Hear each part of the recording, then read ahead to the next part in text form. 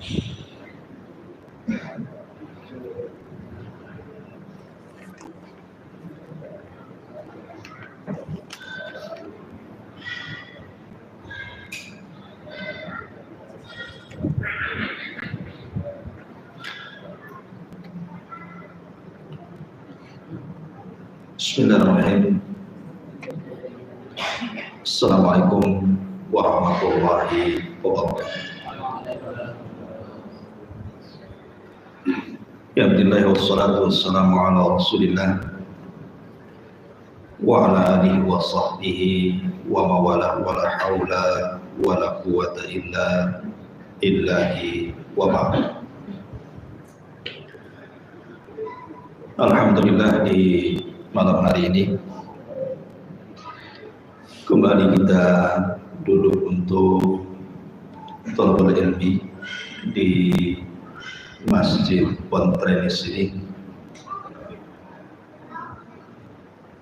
Tak lupa salawat dan iringan salam kita hadiahkan kepada Rasul kita Nabi besar Muhammad sallallahu alaihi wasallam. Lanjutkan kajian tafsir kita, dan bicara dulu kita stop dulu, lanjut ke kajian tafsir. Kita masih melanjutkan ayat ke-83. A'udzubillahi minasyaitonir rajim. Bismillahirrahmanirrahim. Wa id akhadna mitsaqa bani Israila la ta'buduna illallah wa bil walidaini ihsana wa dzil qurba wal yatama wal masakin wa qulu lin nasi husna wa aqimus salata wa atuz zakata thumma tawallaytum illa qalilan minkum wa antum muridun. Jadi ayat ini masih membahas perjanjian antara Bani Israel dengan Nabi Allah Musa, dan kita sudah menjelaskan diantaranya tidak boleh menyembah kecuali kepada Allah, kemudian berbuat baik kepada kedua orang tua, kemudian kepada kerabat, kemudian kepada anak-anak yatim dan miskin. Maka malam ini kita akan membahas wa qulu linnasi husna, dan ucapkanlah kepada manusia dengan ucapan yang baik atau santun. Ma'asyiral muslimin yang dimuliakan Allah Subhanahu wa taala, kita tahu bahwa Islam itu bukan hanya mengajarkan akidah dan ibadah saja, tapi Islam juga mengajarkan akhlak. Dan akhlak itu yang paling tercermin adalah dari ucapan, karena ini yang banyak memasukkan orang ke neraka. Sampai-sampai Mu'adz bin Jabal radhiyallahu anhu ketika berdialog dengan Nabi sallallahu alaihi wasallam, apakah lantaran lisan-lisan kita ini wahai Rasul kita akan masuk ke dalam jahannam? Maka Rasul mengatakan, sakilatka ummuka ya Mu'adz, celaka wahai engkau wahai Mu'adz. Wa hal yakubbun nas fi nari jahannam illa hasaidu alsinatihim. Bukankah kebanyakan manusia, kata Rasul, masuk neraka jahannam itu karena hasil lisannya? Karena dari seluruh anggota badan kita yang banyak melakukan dosa itu lisan. Makanya Nabi SAW selalu menasihati soal menjaga lisan dan afatul lisan, bahaya lisan. Ma'asyiral muslimin yang dimuliakan Allah Azza wa Jalla, terkadang ucapan manusia karena lidah ini tak bertulang, terkadang tidak terkontrol sehingga menyakiti manusia. Lah orang yang disakiti itu terkadang dia sakit, terkadang dia mati pelan-pelan, terkadang dia merasa malu, terasa direndahkan dan dihinakan, terkadang juga melahirkan dendam dan ingin membalas, terkadang juga dia menyendiri dan tidak mau membuka pintu karena ucapan orang. Jadi dampak ucapan orang itu bukan dampak biasa, bisa sampai membunuh dan bunuh diri karena rasa malu yang ditanggung. Makanya sering saya nasihati ikhwan-ikhwan semuanya dan akhwat, terutama akhwat. Kenapa saya nasihati terutama akhwat? Karena Nabi SAW kalau mencontohkan soal bahaya lisan itu kebanyakan perempuan. Contoh, ketika Nabi SAW ditanya dalam sebuah hadis ini diriwayatkan Imam Bukhari di dalam Adabil Mufrad. Seorang sahabat datang kepada Rasul, "Ya Rasulullah, inna fulanatan taqumul lailah wa tasumun nahar wa tasaddaqat bi fuduli amwaliha wa taf'al wa taf'al." Rasul, ada seorang ibu, seorang akhwat yang kalau malam tidak pernah meninggalkan qiyamul lail, yang kalau siang tidak pernah meninggalkan puasa sunnah. Tidak ada tempat yang harus disedekahkan kecuali dia bersedekah di situ, dan dia banyak melakukan kebaikan ini dan itu. Tapi kekurangannya satu, Rasul, walakin tu'dhi jiranaha bilisaniha. Tapi wanita ini suka menyakiti tetangganya dengan lisannya. Lisannya setajam silet kater. Jadi orang kalau ngomong itu nyelekit bahasa kita. Apa kata Nabi SAW? La khaira fiha, hiya min ahlin nar, hiya min ahlin nar. Wanita itu tidak ada kebaikannya, bahkan wanita itu layaknya masuk kepada penduduk neraka.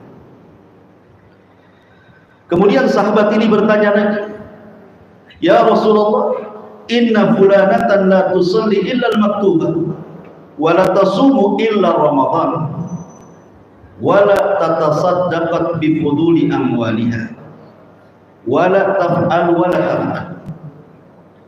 Rasul, wanita yang satu ini dia jarang sholat malam, jarang sholat sunnah tapi menjaga yang wajib, jarang puasa sunnah tapi dia jaga Ramadan. Dia tidak pernah bersedekah.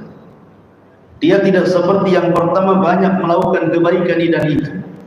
Walakin la tu'dhi jiranaha bilisannya, tapi dia betul-betul jaga lisannya.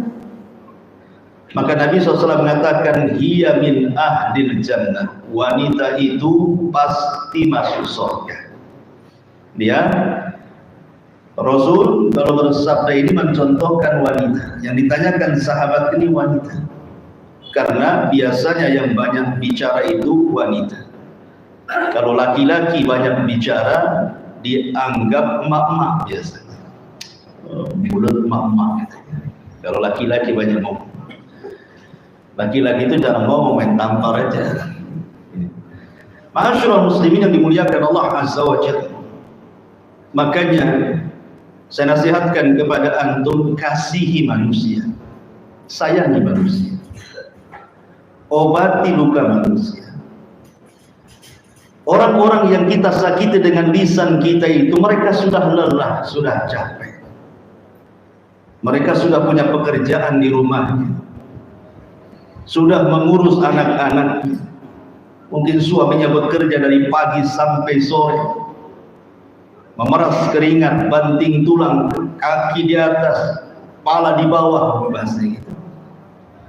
Sudah lelah mereka dengan kehidupan mereka, tiba-tiba antum pula kemudian lebih melelahkan mereka dengan ucapan. Mereka sudah lelah, kita buat lelah lagi. Karena ucapan manusia yang menyakitkan itu lebih melelahkan dibandingkan dia bekerja dari pagi sampai sore. Kalau seandainya orang itu lelah karena kerja, minum jamu, diurut, tidur, pagi segar. Tapi kalau orang kemudian dicaci, dimaki, dihina, dihibah, direndahkan, dilecehkan, itu sakitnya itu di sini. Sakitnya itu di hati. Bangun tidur itu nggak akan hilang. Nggak ada pil yang bisa untuk mengobati. Nggak ada. Puyar bintang 7 pun tak bisa. Kenapa demikian? Karena kalau orang sudah tersakiti, sulit untuk dihilangkan itu sakit hatinya. Sulit sekali. Makanya meminta maaf itu berat, dan yang memaafkan jauh lebih berat lagi. Oleh karena itulah maka sayangi mereka, jangan disakiti. Dan amalan yang paling baik di dalam Islam itu adalah jabrul qulub. Antum tahu jabrul qulub? Mengobati orang yang sedang terluka. Itu seutama-utama amal. Kalau ada orang ini tersakiti kemudian luka hatinya, tersayat, tersobek, kemudian kita datang menghibur dia, memasukkan kesenangan ke dalam hatinya, minimalnya walaupun tidak hilang 100%, ringanlah sedikitlah beban dia. Kata Nabi SAW, tahukah kalian apa seafdal-afdal amal itu? Sahabat mengatakan Allah dan Rasulnya yang tahu. Maka Rasul mengatakan sururun tudkhiluhu ala qalbin muslim. Kebahagiaan yang engkau masukkan ke hati manusia. Kebahagiaan yang engkau masukkan ke hati manusia. Dan orang yang mencontohkan dan yang pertama kali melakukan jabrul qulub, mengobati luka hati manusia karena sayatan ucapan orang, adalah Nabi SAW. Nabi itu orangnya suka senyum. Nabi itu berbuka masam cuma 1 kali seumur hidup. Ketika dia berdakwah menghadap para pembesar Quraisy, datang Abdullah ibnu Ummi Maktum. Rasul tidak suka dengan kehadirannya, makanya kemudian Allah tegur, abasa wa tawalla. Dia berpaling dan bermasam muka. Itulah seumur hidup Rasul cuma 1 kali masam muka. Selebihnya Rasul itu tabassum, selalu tersenyum. Tabassumuka li akhika sadaqah. Senyum kamu yang kau lemparkan kepada saudaramu itu sedekah. Kalau kita terbalik, lebih banyak masam mukanya dibandingkan senyumnya. Kenapa demikian? Tak tahu, mungkin sering makan asam, tak tahu juga. Ma'asyiral muslimin yang dimuliakan Allah Azza wa Jalla, ada 1 kisah yang menarik. Kisah ini diriwayatkan Imam Bukhari dari Anas ibn Malik radhiyallahu anhu. Kana rajulun min ahli al-badiyati ismuhu Zahir. Dari Anas bin Malik radhiyallahu anhu, ada seorang laki-laki dari penduduk Baduy namanya Zahir. Zahir ini seorang budak. Dia sangat mencintai Nabi SAW. Suatu ketika Nabi SAW berkunjung ke tempat Zahir ini. Kemudian yahdilin Nabi SAW al-hadiyata minal badiyah. Maka Zahir pun memberikan hadiah kepada Rasul. Hadiah dari desa, dari Badu. Dan Nabi SAW tidak pernah menolak hadiah. Rasul itu hanya menolak sedekah. Kalau hadiah diterima. Kalau kita main embat saja, mau sedekah, mau hadiah, mau dompet nemu di jalan. Jadi akhirnya kemudian suatu hari Nabi SAW itu tidak pernah melupakan kebaikan orang. Lain dengan kita, selalu melupakan kebaikan orang. Sudah ditolong, pinjam hutang, dihutangi, itu kan kebaikan. Harusnya kita balas, kembalikan uang itu kan. Ini tidak. Yang garang yang hutang dibandingkan yang dihutangi.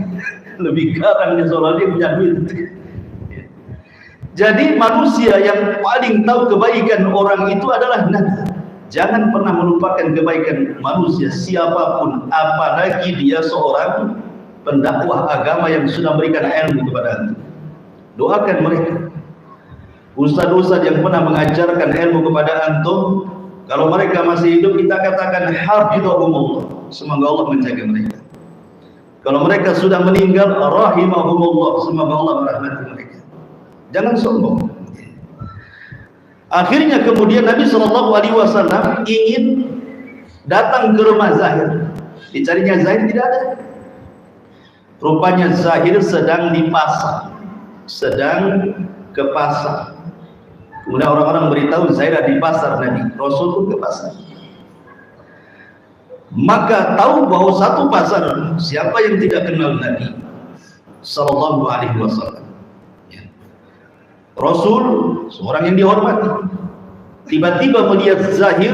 Zahir ini orang yang kecil, mungkin bahasa kitanya cebol gitu, kecil. Tiba-tiba dipeluk dari belakang, Orang-orang pun mentertawakan yang dilakukan Nabi Sallallahu Alaihi Wasallam, karena Zahir ini tidak tahu siapa yang memeluk di belakang.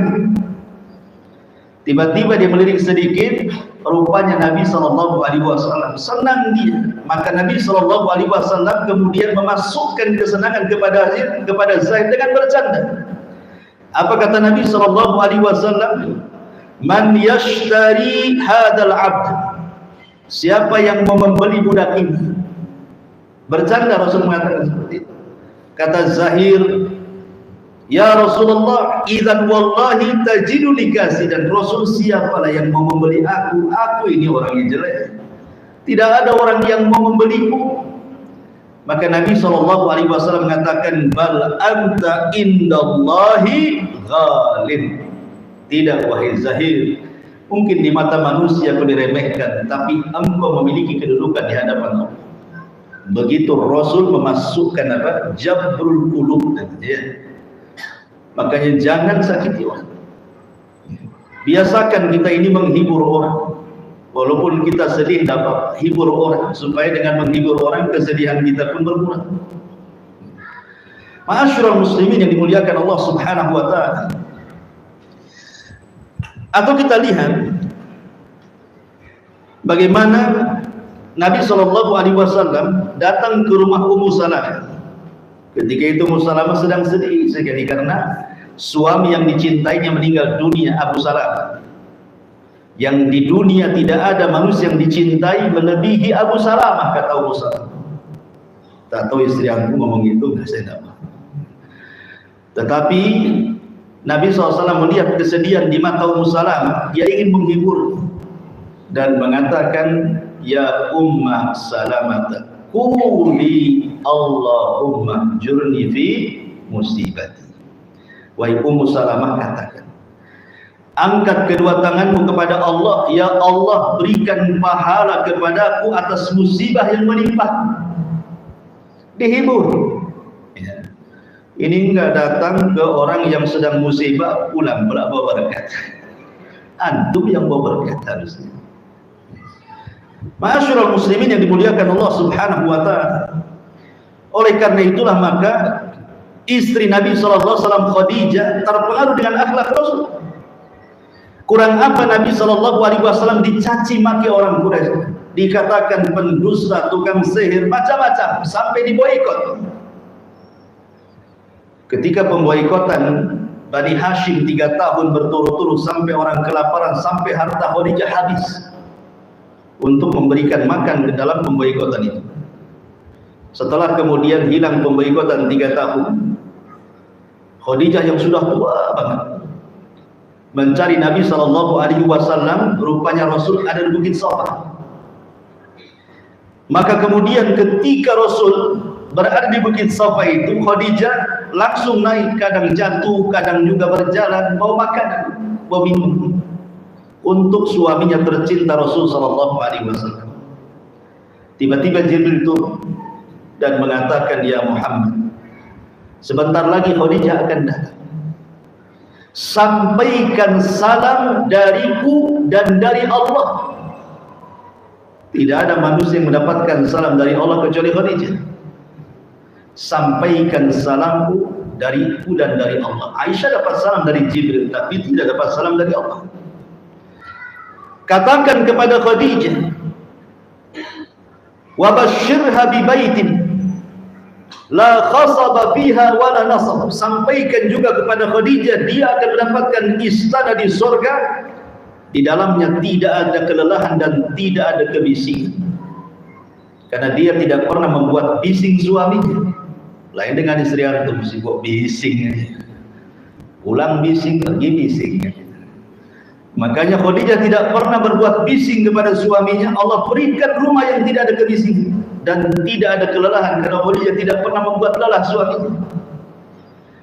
Kemudian Khadijah melihat raut muka yang Rasul yang lelah menanggung risalah Allah Azza wa Jalla.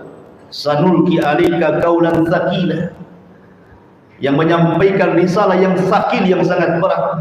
Dipeluknya Rasul, kemudian Khadijah pun membisikkan di telinganya agar ingat akan nasihat Waraqah ibn Naufal, bahwa siapapun yang membawa apa yang kau bawa pasti akan disakiti. Bersabarlah wahai suami. Maka diperlukan itulah malaikat maut datang dan mencabut nyawa Khadijah. Khadijah meninggal di pelukan Rasul, dan Rasul meninggal di pelukan Aisyah radhiyallahu anha. Kembali ma'asyiral muslimin yang dimuliakan Allah Subhanahu wa taala. Oleh karena itulah maka di sini Allah Subhanahu wa taala perintahkan wa qulu lin-nasi husna, ucapkan ucapan yang santun kepada manusia.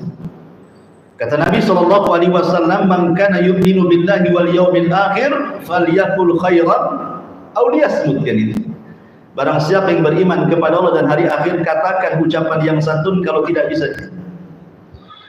Tetapi saya ingin menasihati juga, ini risalah kepada orang-orang yang mungkin hatinya sudah disakiti manusia, hatinya sudah pecah dan retak karena ucapan manusia.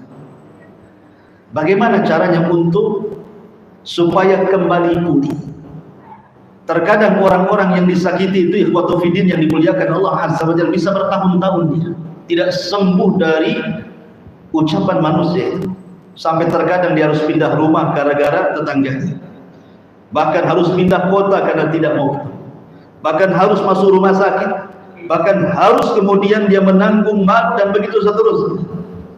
Kalau seandainya kita ini anggaplah orang atau korban yang disakiti manusia, kira-kira apa yang harus antum lakukan? Di sini ada beberapa kaidah.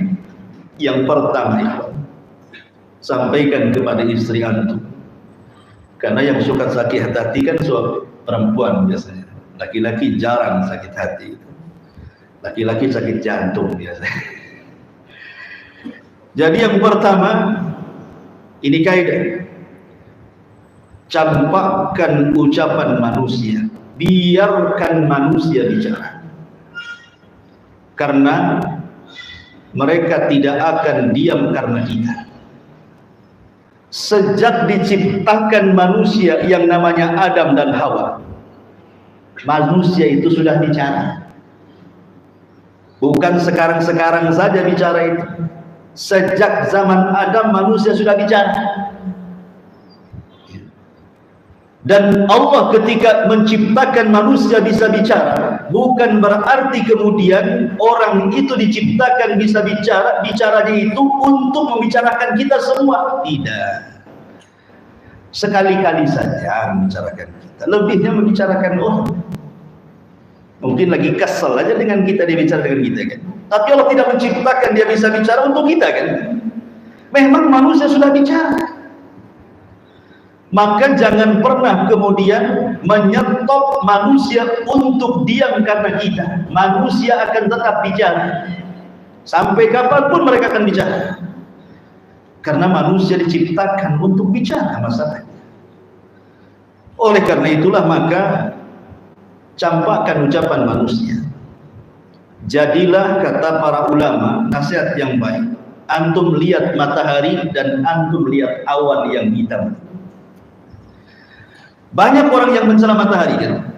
Banyak orang yang mencela panas sekali.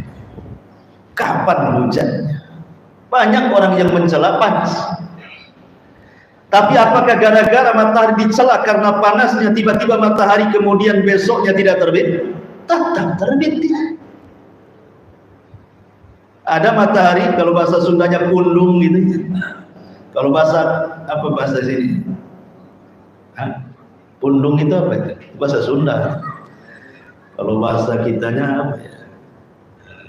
Kecewa gitu. Gara-gara ucapan orang nggak mau terbit lagi dia. Kalau bahasa kita nggak mau berkawan lagi gitu. Jadi atau kita melihat awan hitam. Ada orang yang mencela hujan kan? Asik hujan saja, nggak bisa caci maki hujan. Ada kok sebagian orang awam itu yang hujan pun dimaki dia. Tapi apakah gara-gara kemudian hujan akhirnya dimaki, kemudian besoknya tidak hujan dan seterusnya tidak hujan? Tidak, juga tetap aja dia hujan. Maka jadilah matahari dan awan. Kalaupun antum dicaci maki, biarkan saja. Sampai kapanlah orang itu mencaci maki kita? Manusia itu akan bicara, biarkan dia bicara.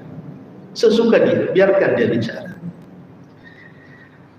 Ada satu kisah, memang kisah ini disebutkan di dalam riwayat, diperselisihkan oleh para ulama.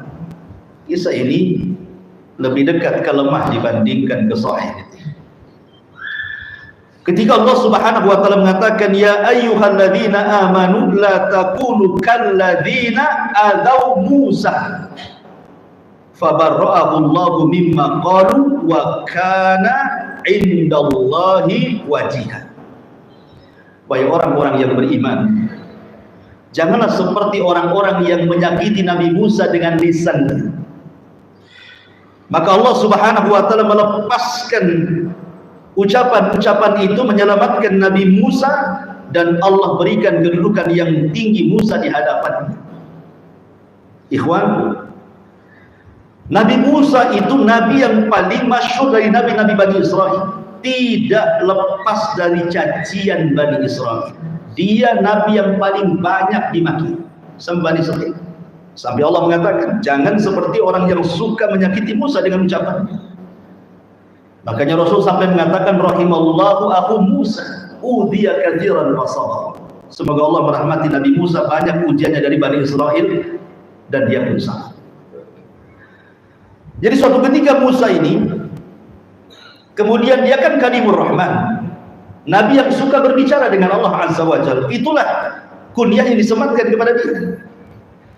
Jadi dia mengatakan kepada Allah Subhanahu wa taala, Ya Rabb, innan nas yaquluna fiyya ma laysa fiyya. Ya Rabb, manusia ngomong macam-macam tentang diriku padahal aku tidak pernah memiliki apa yang mereka katakan. Tolong lepaskan dari keburukan mereka. Apa jawaban Allah Subhanahu wa taala? Ya Musa, lam aj'al dzalika li nafsi fa kaifa aj'aluhu laka. Ya Musa, jangan lagi dirimu, aku pun tidak selamat dari celaan makhluk. Allah saja dicela, apalagi Nabi Musa, apalagi kita. Allah dikatakan salisu salasa, satu di antara tiga Tuhan. Allah Subhanahu wa taala dikatakan bakhil oleh orang-orang Yahudi. Mereka mengatakan innallaha fakir wa nahnul aghniya. Allah itu fakir, kami yang kaya, kata orang Yahudi. Aku saja loh tidak lepas dari celaan makhluk. Apalagi kamu, katanya. Apalagi antum. Paham ya? Maryam, ibu-ibu dengarkan ya, di atas ke di bawah, samping kiri ke samping kanan. di mana-mana lah pokoknya itu. Maryam itu wanita suci, tidak pernah keluar dari mihrab. Kerjanya hanya ruku, sujud, zikir, ibadah. Itulah Maryam.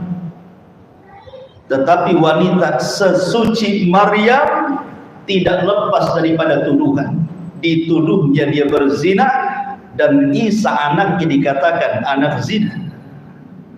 Sampai sekarang orang-orang Yahudi menganggap Maryam itu berzina. Ummul Mukminin Aisyah radhiyallahu anha juga sama mendapatkan tuduhan kan? Dari siapa?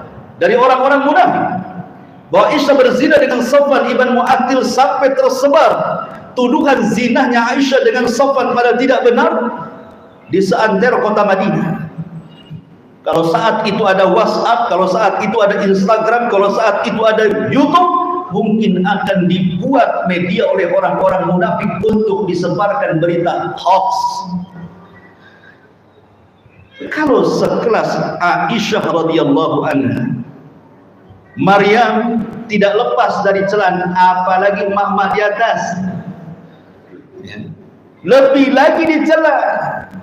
Jadi campakkan ucapan manusia, jadikan ucapan manusia seperti ghubar. Tahu ghubar? Seperti debu, biarkan mereka bicara. Mereka itu tidak akan berhenti bicara. Mereka terus bicara. Karena mereka terus bicara, ngapain kita ladeni? Biarkan saja.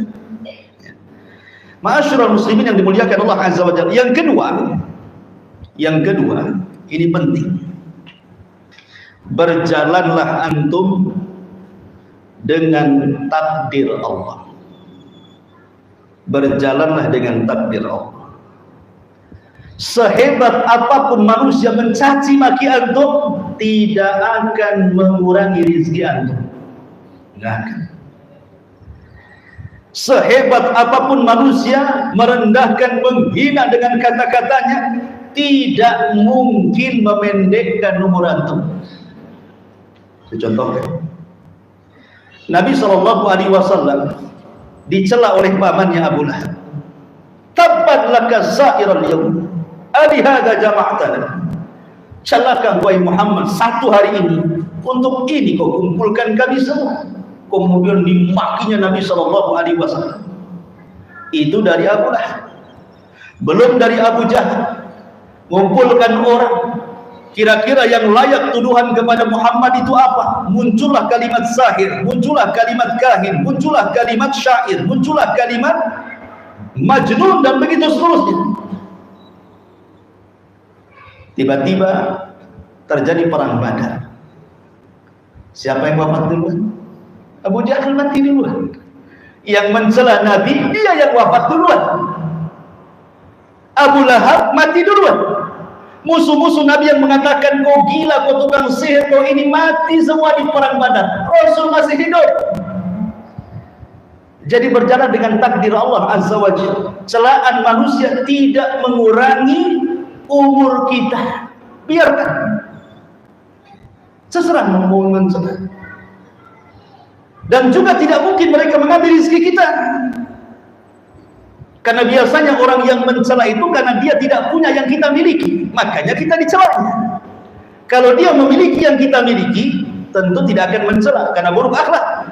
Orang-orang yang mencela kita itu karena dia tidak memiliki apa yang kita miliki, makanya dicela kita ini. Nabi SAW dicaci maki oleh orang Mekah sampai hijrah ke Madinah. Belakangan dia yang membuka kota Mekah. Balik lagi kepada Nabi. Siapa lagi? Nabi Musa alaihi salatu wassalam terusir dari Mesir, kemudian sampai ke Madian, balik lagi dia ke Mesir dan membawa Bani Israel.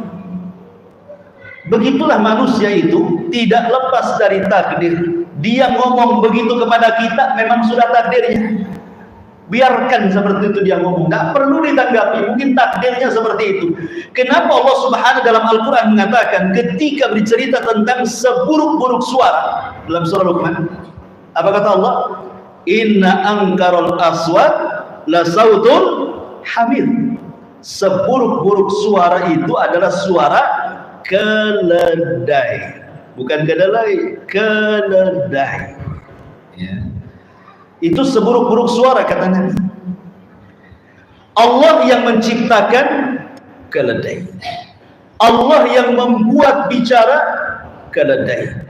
Allah yang mengatakan seburuk-buruk suara keledai. Apa maksudnya?